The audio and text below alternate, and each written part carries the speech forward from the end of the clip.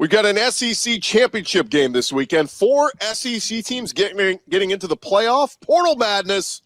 Time to get the squad together. You're talking ball with the SEC squad, sponsored by Game Time. From Alabama to Tennessee, from Georgia to Oklahoma, from Auburn to Texas, it's the local experts of the Locked On Podcast Network bringing you scoops, breakdowns, and the most comprehensive preview of the upcoming SEC weekend. It's the SEC squad, and we have a seat for you. Hurt feelings and thin skin are prohibited. Squad up. You're part of the SEC squad. And it is the SEC squad. Welcome in, guys. A little bit of a smaller crew this week, a little bit more intimate. We can get deeper into some of our topics this week. We welcome in our panel. I'm Chris Gordy, host of Locked On SEC. We've got Stephen Willis, Locked On Ole Miss, Corey Burton, Locked On Vandy, Chris Marler, Locked On Gamecocks. And hey, the two big ones, Jonathan Davis, host of Locked On Longhorns, and Clint Shamblin, host of Locked On Bulldogs. Gentlemen, welcome in. It is a fun week. It is championship week. It is down to 2 teams. It is Texas versus Georgia. Big game. It's a rematch. We saw this matchup already. Jonathan, Clint, let's start with you guys. Give me the vibe. What's the feeling on this one?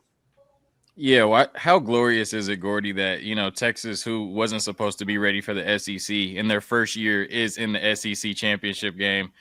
I see some eyes being rolled, and when you look at it, these are just the 2 best teams in the SEC. To me, these have been the 2 best teams in the SEC all year. This is the matchup everybody wants to see, Texas and Georgia. And, when you look at it, we saw the results on October 19th, right? Georgia did beat Texas 30-15. But dare I say that with the full body of work, right, over the course of a 12-game schedule, Texas has looked like the more impressive team.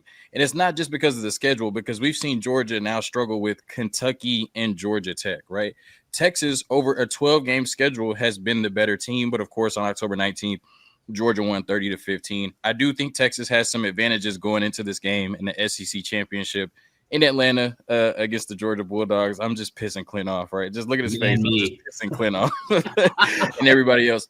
Look, Clint's ready to cut a promo. I think when you go into this matchup, right, I think it's going to be about who is able to control the physicality and control the clock with their running game. Who's going to be more physical? Look, when you look at, Quinn Ewers and you look at Carson Beck, both playmakers at the quarterback position. But I said earlier, this week on the podcast, exposure can get you exposed, right? And I think, Carson Beck or Quinn Ewers, when you start to see too much of them or when you put too much on their shoulders, that's when there's the potential for that big turnover that can change the game, right? I think both teams are going to come into this matchup and trying to control this game with the rushing attack. And I think when you look at what Texas has been able to do the last couple of weeks, rushing for 250 yards against Kentucky, rushing for 240 yards against Texas A&M, that's what they were unable to do against Georgia. Georgia was able to run the ball a little bit better on October 19th, than Texas was. And neither team really played clean football. Texas turned it over 4 times, was sacked 7 times, and Georgia turned it over 3 times, right? And so I think coming into this game,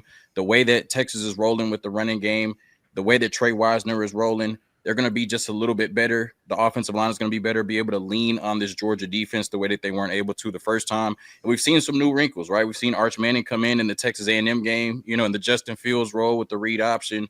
I think Sark gets in his bag with the wide receivers running the ball. I think we just have the way we're running the ball and the playmakers we have on offense. I think we're going to be better. The defense is going to show up and be elite like they've been all season and kind of shut down that Georgia offense like they did the first time. But Texas takes better care of the ball. They run the ball a little bit better this time, and they get revenge against the Georgia Bulldogs and Kirby Smart this Saturday in the SEC championship.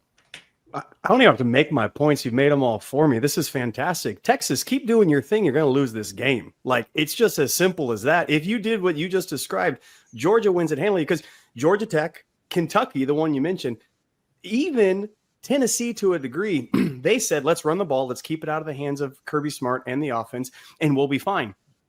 And they all lost. Alabama said, we're going to come out guns blazing. We're going to come out giving you everything. And when they all of a sudden went away, from that is when Georgia had problems. I am begging. If I see Quinn Ewers out there more than Arch Manning, I will be smiling ear to ear. Arch Manning comes out in series 1 and he's at the 50. He's not near the 20. I am going to be grabbing my buckets because that is what's going to terrify me. This Texas team, Carson Beck gets the ball. There's nobody that's going to start Carson Beck. Even with this offense, even trying to start ourselves, trying to self-destruct, we can't be stopped. Carson's not going to be as bad as he was. I don't think the defense for Georgia is going to be as good as it was. You mentioned 7 sacks, 10 TFLs, 4 turnovers. That ain't happening. I don't see that going down.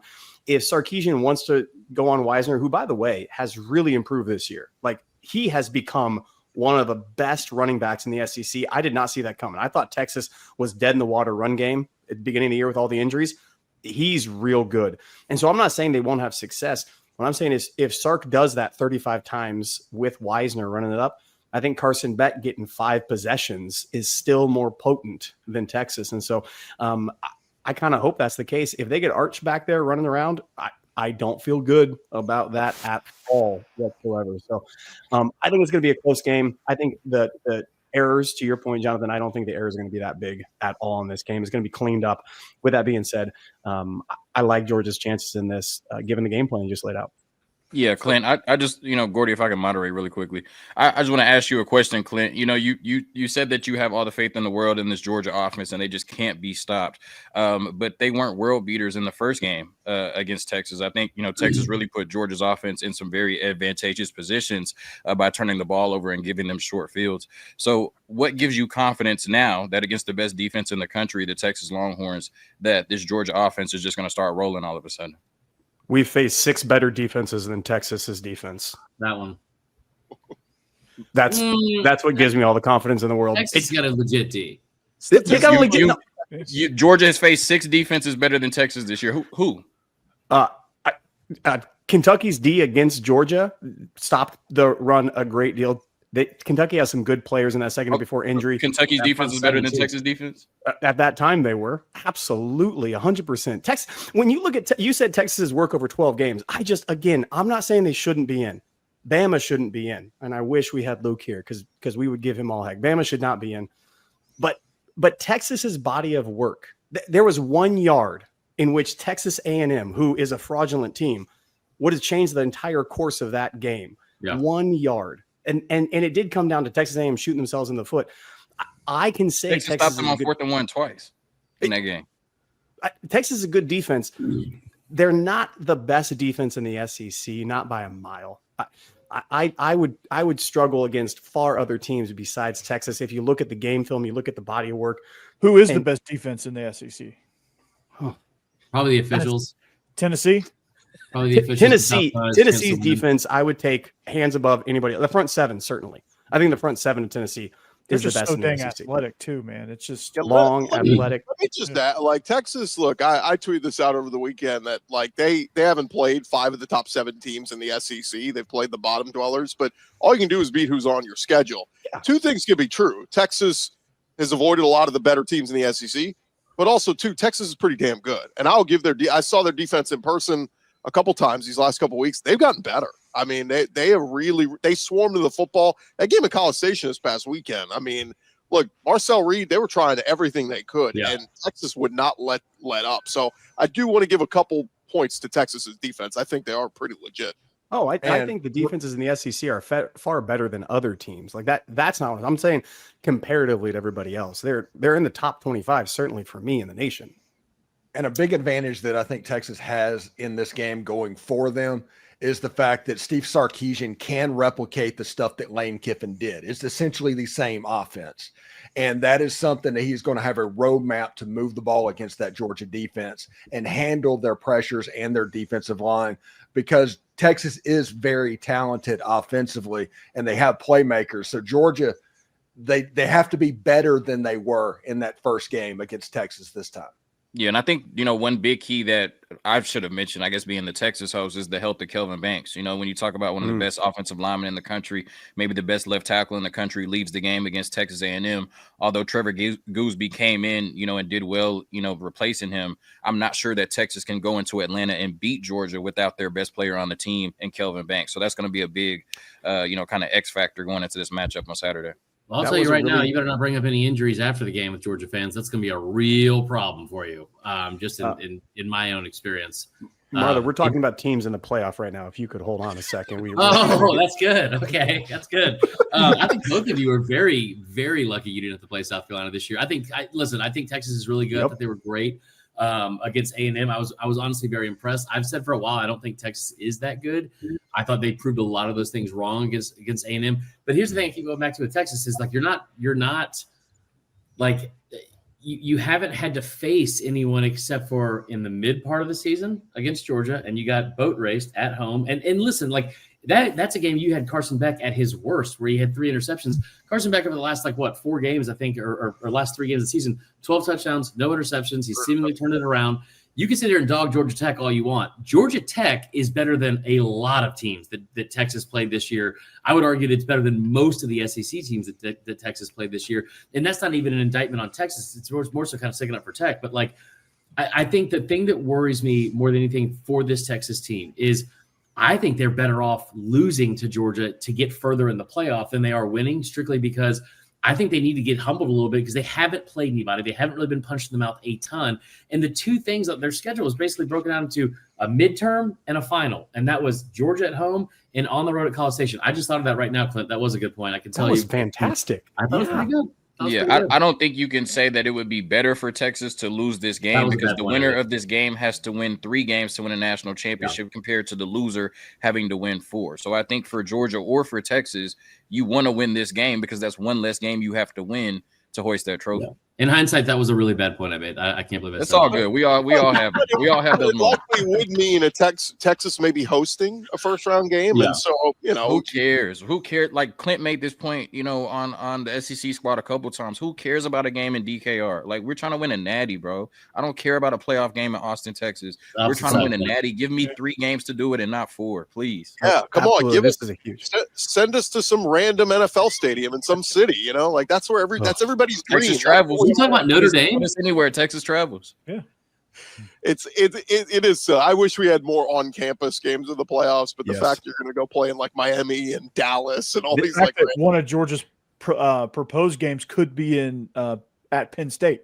At Penn State, yeah. So, Chris, to your point, if Clemson wins, there is a chance that the loser of the SEC championship has a route in which, depending on 5 or 6, they play SMU and Boise State. Could be a route that they take in that. Which, if that's the case, that's essentially a bye. That's like half games put into one. That's 1 game.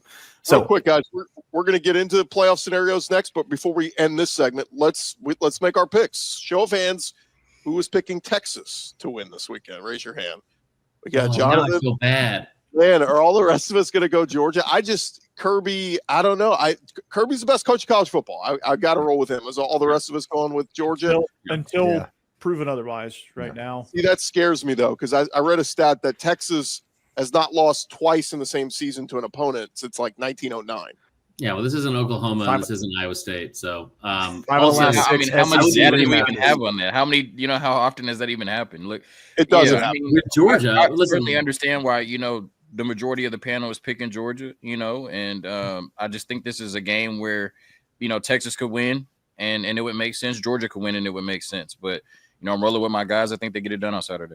Jonathan, after this show, me and you are going to grab a beer or something like that. And I'm going to tell you some fun stories about Georgia in that exact building that they do not want to talk about. Yeah, no, it's not fun. Trey Wisner, though, he's 4th in the SEC in rushing. Who saw that? He's the real deal. Yeah. He's a murderer. Nobody, because he wasn't expected to have this role, right? But it's credit to what he's been able to do and credit to that offensive line. And like I said, himself, he's rushed for almost 400 yards the last 2 weeks. He's rolling. The offensive line is rolling. If anybody's going to stop it, it would be Georgia. But I think we keep it going. Look out for Frazier. Nate Frazier and Roderick Robinson coming back is going to be huge. That man's 240 and moves like he's 170. But the thing that was confusing game 1 that I don't anticipate happening again, that offensive line for Texas, best in the nation, did not look like it at all against Texas. I do not anticipate that unless left tackle's out, which does provide something. Michael Williams gets after it, but I think that offensive line bounces back a great deal this game. That is one thing that absolutely I think is true. I can't wait for this game. It's going to be awesome. When we return, will Alabama be in the playoff? South Carolina, Ole Miss, are they out? We're going to talk all about it coming up here on the SEC Squad.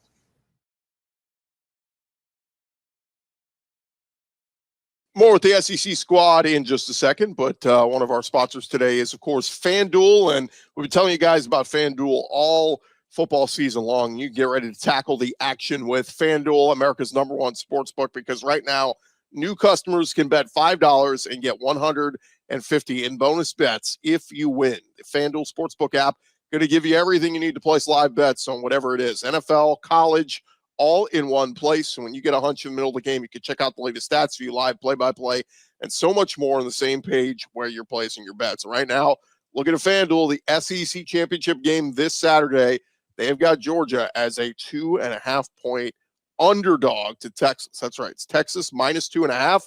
If you want to get in on Georgia plus the points, sure. Kirby Smart catching 2.5. Why not? You want to get in Georgia on the money line or straight up, you can get them at plus 112. If you like the over under, it's at 49.5. Two good defenses. Maybe you want to lean under there, whatever it is, you can find that action over at FanDuel.com. That's where you want to go to sign up today. And again, you'll get started with $150 in bonus bets if you win your first $5 bet. That's FanDuel.com. Never waste a hunch. Make every moment more with FanDuel, an official sportsbook partner of the NFL. All right, guys, rolling along here on the SEC squad. And we saw the college football playoff, the penultimate rankings a couple nights ago. And I think we were all maybe not shocked, but a little like, oh, wow, as the Alabama Crimson Tide come in at number 11 in the playoff rankings. South Carolina and Ole Miss down there. Ole Miss was 13, South Carolina 14. Is that right? A little bit odd. Alabama jumps Miami. Miami loses to Syracuse, drops 6 spots. Bama beats a 4-win Auburn team, and they move up 2 spots. How many? 5-win, whatever they have. How many people were shocked or surprised that this Alabama team with 3 losses is sitting in a catbird seat? I think that they're when you shocked look at that Alabama got a call. Yeah, We're shocked that happened. Oh, I think when you look at it, it's just that it's clear to me. I think that they want 4 SEC teams in the playoffs, and so then it comes down to the 3 lost teams of Ole Miss, South Carolina, and Alabama. And I know South Carolina's the fun team. People are tired of seeing Alabama, and Ole Miss is just whatever. South Carolina is the fun team, but you have to honor head to head. Alabama beat South Carolina head to head, and then when it comes down to Alabama or Ole Miss, I think that Alabama has a little bit of a better resume. So, like I said, I know people are tired of Alabama, and, a lot of people think they don't deserve it. But if it comes down to South Carolina, Ole Miss, and Alabama, I do think that the Crimson Tide should get that nod. I wasn't shocked because I think I got absolutely murdered when I said Alabama is in regardless of what happens. They are a lock for this playoff, was to begin the season. All they needed to do was just lose 3 games. They had that in the bag all year long. This committee was putting them in. I never thought I'd be begging for the BCS to make a return, but I am begging for the BCS to make a return completely and totally. This is about having 4 SEC squads in. The second that we got rid of going out of bounds to stop the clock and having more commercials for more money in college football, this is where we are going. The committee is going to make the decision that makes them the most bucks, because that's what wins at the end of the day. So everybody talking about parity and everybody talking about partiality is joking themselves with this expanded playoff. This is a money grab, and you want the biggest hogs in the race, and Alabama's one of the biggest hogs. You can't deny that. I don't love the way you phrase that at all, but I will tell you that I do think the thing that I think is most frustrating, I think there's a point to be made for all 3 teams. I fully get it. I think it makes sense to me that if you're going to do the honor of the head-to-head, it makes sense if South Carolina's behind those 2 teams. I get that. Miami being at 12 makes 0 sense to me. I also had a problem with if Clemson loses by 3 points at home to a top 15 team, they drop 5 spots. Carolina moves up 1 spot. Bama beats a 5-win team at home, moves up 2 spots. And then Ohio State, by the way, loses at home to a terrible Michigan team that's 6-5, has one of the worst offenses in the country. Best offensive player and best defensive player both out. They drop 4 spots from a loss at home to that team. That part made no sense. And they lost the fight too. Yeah, they lost twice. Yeah, I think the frustration part that comes in if you're a South Carolina fan specifically, and Steven, you and I haven't seen eye to eye on a lot of this, but I think we will have some common ground on stuff of like the stuff we're being distracted from, which is Notre Dame and Penn State skating to an 11-win season by not playing hardly anybody, and then getting into the playoff, and you're like, and no offense, Jonathan, but even Texas, like the inequities and imbalance from scheduling from all over the place of being like this, like it's just in conference to conference from other conferences, it's not the same at all. And I think the frustration comes back to if you're a South Carolina fan, it's like it's a hypothetical argument, and you can't. The committee clearly doesn't care about the hypothetical argument. But if the roles were reversed and an Alabama team who had lost by 2 points at home and then reeled off 6 straight wins, had the longest winning streak in the SEC, 4th longest in the nation, had a quarterback that had 19 touchdowns, only 4 interceptions in his last 7 games. You had a defense that's been top-notch all season long. If you had all those things, and by the way, those last 6 marketable NFL stars too, right? Is this where we're going? Yeah, you also have the last 6 games. You beat 3 ranked teams and 4 of them that were ranked at the time. If all those things happened and the roles reversed and the helmets are reversed, there's no way that you're telling me that Alabama's not getting in with that run. But instead, you're looking at a team that fumbled down the stretch, lost 2 games, got blown out by a bad Oklahoma team, scored the fewest points they've scored in any game in 20 years with 2 games left in the schedule to get into the playoff. And then, oh, by the way, Jalen Milroe, who I've defended to death in his last 5 or 6 games against SEC teams, 1 passing touchdown, 6 interceptions, 59% completion percent. If those were reversed, this wouldn't be a conversation. No. But Marler, my only counter argument to that is if South Carolina holds on to a 17-point lead against LSU, we're not even worried about it right now. But do we use the fact that Lenore Sellers left that game? And I'm with you guys on the head-to-head thing, but the same thing when LSU a few weeks ago had the same record as South Carolina was ahead of them. Mm-hmm. Head-to-head didn't matter then. They were like, South Carolina's the better team right now. The problem I have is they didn't ding Bama enough for the loss at Oklahoma. Like, you didn't score a touchdown, bro. And, like, they didn't get dinged there. And then the big plus for Bama that I keep hearing is, the win over Georgia. Steven, Ole Miss beat Georgia worse than Alabama did. Yeah. And look better doing it. Mm-hmm. Yeah, we need more. Steve. It's one of those things that my brain just is locking up over this. Now, Ole Miss lost to Kentucky. There is no way that you can get around that. So I'm way back when we I am not going to sit here and say that Ole Miss deserved to be in the playoffs after you are 1 Ole Miss and 7 for Kentucky. So that is a huge problem. But if you want to look at it just at a base level, Ole Miss and South Carolina had to deal with the fact that you had to leave no doubt if you wanted to make the playoffs. If there was any way that Alabama can get in. Alabama in 2001 went 6-5, got into a bowl game, and Ole Miss sat at home at 7-4. Alabama got the bid over Ole Miss. I knew this was going to happen before this ever started. So it had to leave no doubt. Alabama's a good team, and you had 4 really flawed football teams competing for a spot in the college football playoffs. And whenever that happens, they're going to take the ones that give them the most money. South Carolina's playing fantastic. But I tell you what South Carolina might have done in this whole campaign situation is taking a Citrus Bowl that they had completely locked up, that they were going to sell out and have all time and celebrate down there in Orlando, to being a disappointment in the same boat that Ole Miss is in.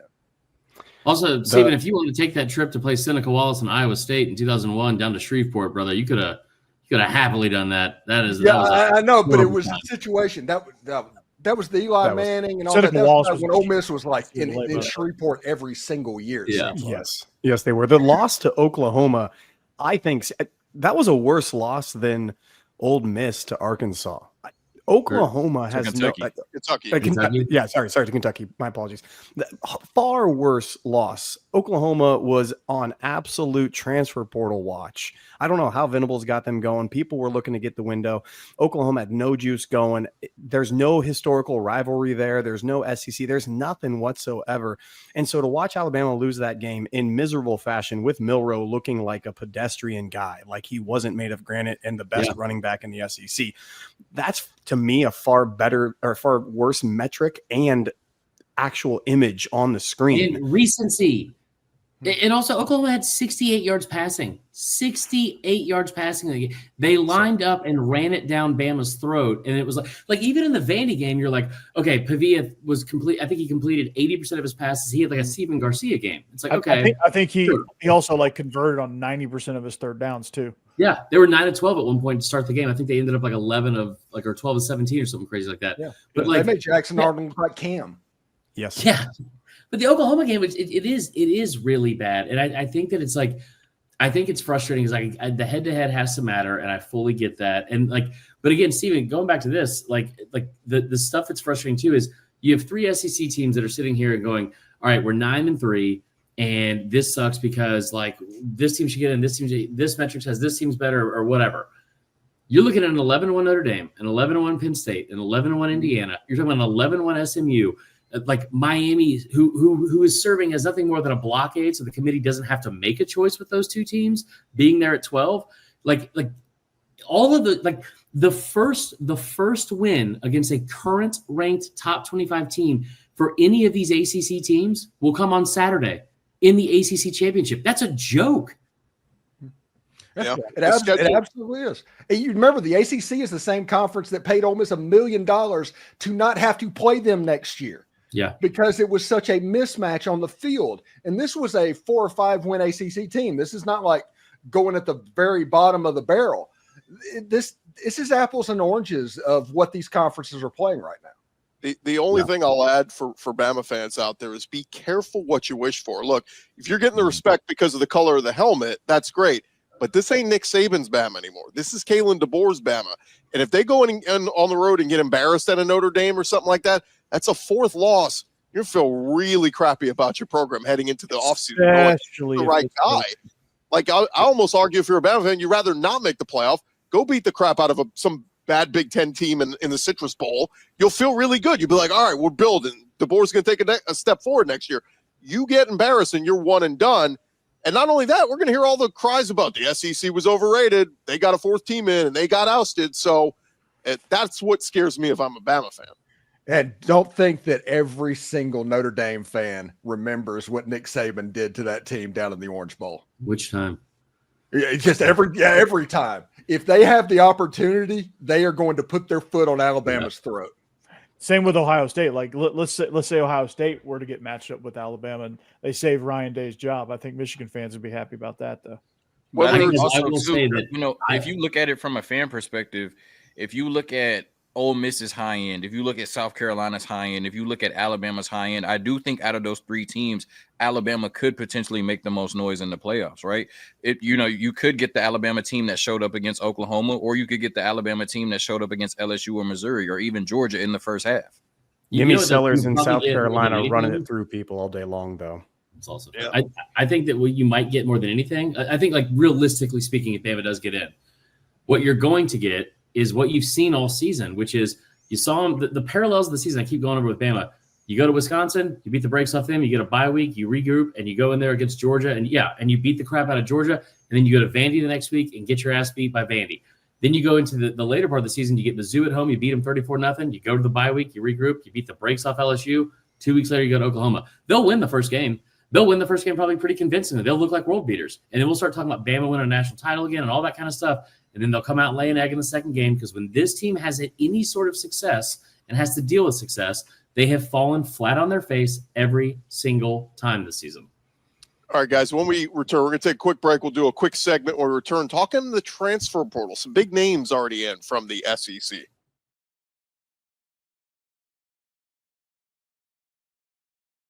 Our final segment here on the SEC squad. And guys, the transfer portal will officially open on Monday, but that doesn't mean guys haven't already been emailing Hayes Fawcett and going, hey, make my announcement for me with a cool graphic. But we've seen some big names, and just a quick thought, a guy who was expected to be the starting quarterback at A&M all year. He was to start the year. A guy that some draft analysts had posed as a first-round draft pick next year. Connor Wegman entering the transfer portal.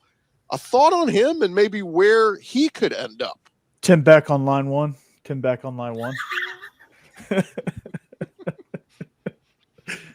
Every quarterback, I'm going to say that, just so you know. Yeah. Oh, okay, that's you're good. losing Pop. Keep the stick You're on. losing Pop. You got to replace Well, him. I just go ahead. I was just going to say, there's a chance he sticks in the SEC. That team like Vanderbilt, you mentioned Bobby is going to take off. A team like Vanderbilt that has success before with that. Does he match the system? Does he match that? I think he tries to stay in the SEC and keep those ties there. He wants to do so. A team like Auburn is always looking for a quarterback. I don't think he's a fit there, however, but they're always looking for one. So he's going to have lots of opportunity. If he wants to stay in that league, stay in that conference, he's going to have a chance to do so. If he wants to step out and go somewhere else, I don't see a team right now that has Texas A&M pipeline. Well, Texas A&M has a ton of players that have already hit. I think there's one more 5-star from Wigman's signing class that's going to be maybe in the portal, maybe not. They don't have anybody left. Maybe a team like Miami comes a call and Cam Ward takes off. Maybe somebody like that who goes to the ACC. But I think he sticks in the SEC. I think he has Wisconsin quarterback written all over him. Oh. Yeah. Oh, I didn't think about that. I think they're Baylor, Texas Tech. I mean, like, he's also a guy that didn't have, like, he had a ton of offers. Obviously, he's a 5-star, but he only took one visit out of high school. That was to Texas A&M. I think Baylor was the second closest team that was at least listed. Like, I'm sure he had offers from all over, being a 5-star quarterback from the state of Texas, but not a ton of interest, at least out of high school, which wasn't that long ago, for other SEC schools. Yeah, I'm a fan. I hope he does well wherever he goes. I'm a fan. Barler's also a fan of how he speaks too, right? Yeah, cool little accent. Yeah, he's up at Grambling. I want him to go play out Cypress, Texas, just outside of Houston. You know what I'm saying? Shout out Cypress, Texas. Judging by his accent fluidity, LSU seems like a perfect fit. Yeah. Yeah. Or Memphis. He can join the family. Is there a team on 8 Mile in Detroit? I think Dude, he is, but again, he's a talented kid. He's a 5-star coming out of high school. That had, like, I think the phrase that kept coming out of him when he was, or coming out about him when he was in high school, coming out, was that he's one of those guys that could throw it through a car wash, which that doesn't make a lot of sense to me. But I think it means he throws it hard. Yeah. Clint, what's the story on Julian Humphrey, cornerback from Georgia? Boy.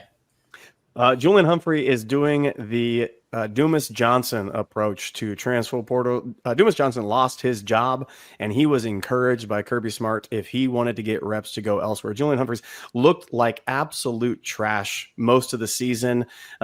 Texas, he tried to show up. He did, like, straight up. We were concerned all year long with the cornerbacks. We thought it was going to be a strength. We had guys, but he looked like trash all year. I want him to go do well. Go do every single time a transfer portal guy hits from Georgia. Our standard tweet, our standard X message is to say, go be great. And we want all these kids to go be great. But he's not there because he wasn't starting. No snaps. Tennessee game, he looked bad. He got yanked. Daniel Harris came in. Ellis Robinson, the fourth, is just getting ready to just blow up on the scene. This kid is the real deal.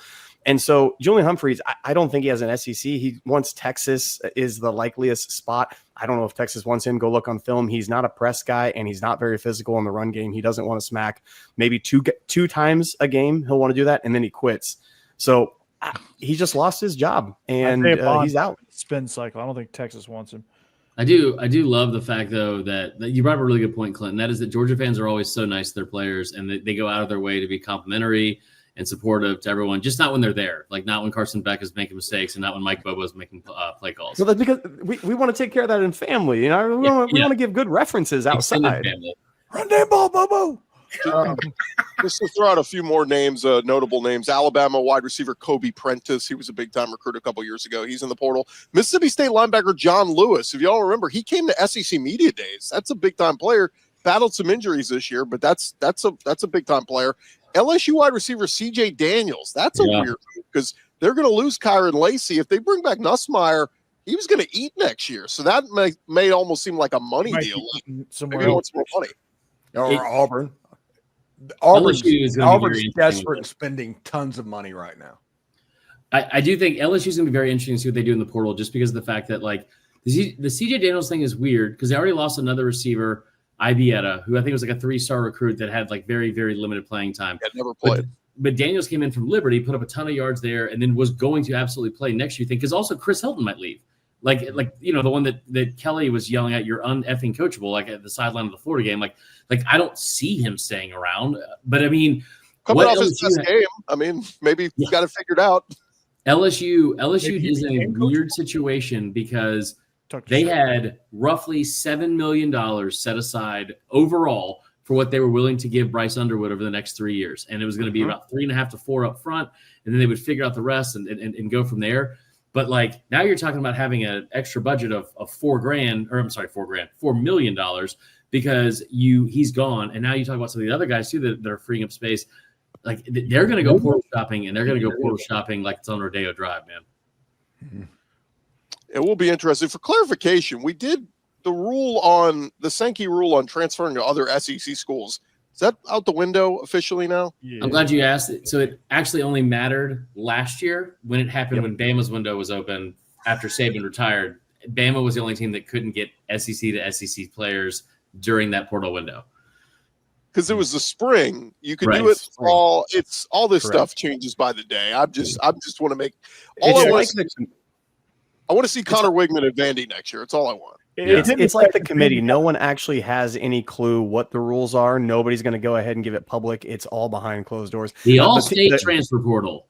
The ones that I'm really concerned about, that I really care about, Mississippi State wide receivers can talk about eating. Those guys are good, and it seems like everybody at Mississippi State that was a ball catcher last year hit the portal. They're going to make some noise. You guys got one. Talk about beating, huh? Okay, Marler. By the way, and I want to see Noah Fafita at Vandy. That's the one I want to see. Yes. Yeah. Any closing thoughts, guys? Jonathan, best of luck to your Longhorns. Go prove them wrong. Year one in the SEC. And Clint, I don't know if Kirby takes a third loss. I mean, do we fire him now or when? Yeah, I think I watched Ohio State fans try to go ahead and get into that by saying that Day and Kirby are the same. And I said 2 rings speak differently, my friends. Hey, the greatest tweet ever I saw the other day, and it was Ryan Day is the Michael Jordan of James Franklin's. That was the best. That was great. A tweet. That was good. That is going to do it for this edition of the SEC Squad. Appreciate you guys for joining us. Appreciate you guys for listening. Remember to follow and subscribe to your favorite SEC show. We'll be covering your favorite teams each and every day throughout the offseason with the portal and everything else here on the Locked On SEC Squad edition.